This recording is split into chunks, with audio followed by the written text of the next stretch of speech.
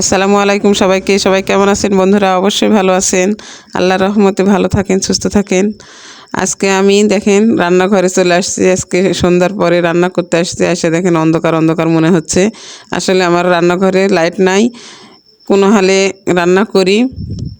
বিকাল হয়ে গেছে তো একটু আন্ধার আন্ধার হয়ে গেছে রান্নাঘরটা। রাগের চোটে আমি কি করব, ছিলিবিলি করতেছি যে রান্না করতে আসে শান্তি নাই, আলো নাই, দেখা যাইতেছে না, সন্ধ্যা হয়ে যাচ্ছে, এরকম করে আমি ছিলিবিলি করতেছি। আসলে রান্নাঘর যদি মেয়েদের ভালো না হয় তাহলে ভালো লাগে না কিছু করতে। রাঁধতে আসে দেখি এই নাই সেই নাই সেই নাই সেই নাই করতেই আসি। আসলে অভাবের সংসারে খালি নাই শব্দটাই বেশি। আমার জীবনে এতই বেশি হয়েছে নাই শব্দটা। নাই শব্দটা শুনলে রাগ ওঠে। এই নাই সেই নাই আছেই সংসারে, শুধু নাই নাই। আর নাই কথা কার কাছে বলবো? নিজে কর্ম করে খাই, স্বামী অসুস্থ, এখন নাই নাই করেও লাভ নাই।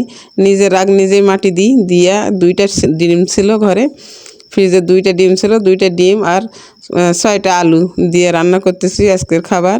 দুপুরের খাবার হয়তো হবে নি, কিন্তু রাতে আর হবে না নি। এই জন্যে আমি রাগারাগি করে রান্না করতেছি। এত ঝামেলা আর ভাল লাগে না। সংসার জীবনটাই ঝামেলা।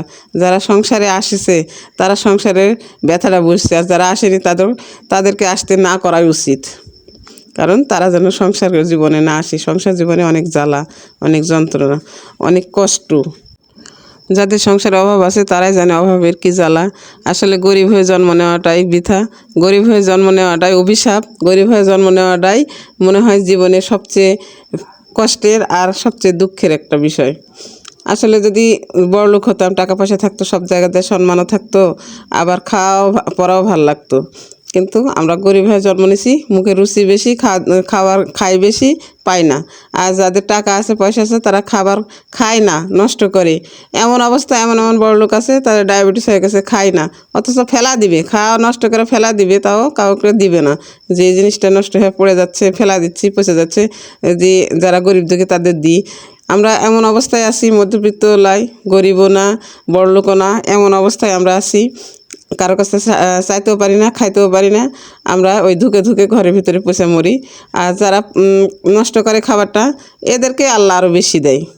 আল্লাহ তাদেরকে আরও বেশি দিক, আর আমাদের এত ধৈর্য দিক যাতে আমরা ধৈর্য নিয়ে আমরা সংসার করে খাবো, অভাব অনটনের মধ্যে জীবন কাটাবো। তাও যাতে দুনিয়াতে আমরা ভালোভাবে সুস্থভাবে আল্লাহর সেবা করে, আল্লাহর ইবাদত করে মরতে পারি, এটাই আমরা চাই।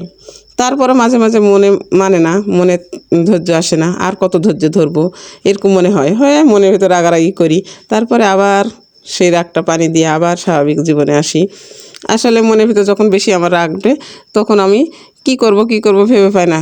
তখন যায় একটু শুয়ে পড়ি। একটু শুয়ে থেকে অন্যান্য চিন্তা ভাবনা করতে থাকি, করে আবার উঠে যাই। তখন একটু হালকা মনে হয়।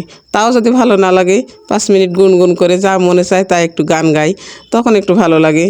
তারপরে এম করতে করতে সারাদিন তো ভালো লাগে। আবার যখন খুবই খারাপ লাগে, দেখলাম যে সময় কাটতেছে না, তখন হাঁস মুরগি যা কিছু আছে এগুলোর সাথে কথাবার্তা বলি এবং এগুলো খাবার টাবার দিই, দেখাশোনা করে, তারপরে মন একটু হালকা হয়। এইভাবে আস্তে আস্তে দিন আমার কেটেই যায়। আর তো কাজ আছে, আমি টেলার্সের কাজ করি। কেউ যদি আমাকে অর্ডার দিতে আসে কিংবা নিতে আসে কিংবা কোনো কাজ নিয়ে আসে, তখন তো তাদের সাথে একটু কথা বলতে হয়। বলতে বলতে কখন যে আমার মনটা ভালো হয়ে যায় আমি নিজেই জানি না। এইভাবে করতে করতে আমি এই তো দিন কাটাতে শুরু করছি। আর আপনারা তো আছেন বন্ধুরা, যারা যারা আছেন আমার ভিডিও দেখেন, ভালো লাগলে অবশ্যই একটা সাবস্ক্রাইব করে দিবেন। আর যারা পেজ থেকে দেখতেছেন অবশ্যই একটা ফলো করে দিবেন। আর অবশ্যই আমাকে আমার এই ভিডিওতে শেয়ার করে দিবেন আর আমার পাশে থাকবেন। সবাইকে ধন্যবাদ। সবাই ভালো থাকবেন, সুস্থ থাকবেন। এই যে আমার রান্নাও শুরু হয়ে গেছে, শেষ হয়ে যাবে এখন। আলুটা দিয়ে দিলাম, আলু নাড়াচাড়া করে। আর সিদ্ধ করা আলু কিন্তু বেশিরভাগ ভাজা নিতে হয়।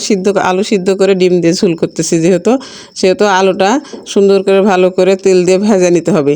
ভাজা ভাজা ভাজা ভাজা মনে করেন একবারে আলুটা নরম যখন হয়ে যাবে, তখন একটু পানি দিয়ে ঝোল দিয়ে দিব। নাড়াচাড়া কিন্তু করতে আসি, বন্ধ নাই। এই যে আলুটা কেমন দেখতেছেন যে কেমন গোটা গোটা হয়ে গেছে। আসলে অনেকগুলো তেল দিছি, তেল দিয়ে ভাজলে আলুটা আঠাটা মরে যায়, আঠাটা থাকে না। এখন একটু পানি দিয়ে দেবো, ঝোল দিয়ে দেবো আর কি। নাড়াচাড়া করে ঢাকা দিব। এই যে ঢাকা দিলাম। এখন এই যে দেখেন, এখন আমি ঢাকনাটা খুললাম, এই যে তরকারিটাও কিন্তু আমার হয়ে গেছে, একদম সুন্দর হয়ে গেছে। তো বন্ধুরা, আমার রান্না কেমন লাগলো আর আমার কথাগুলো কেমন লাগলো অবশ্যই কমেন্ট করে জানান। সবাই ভালো থাকবেন, খুদা হাফেজ।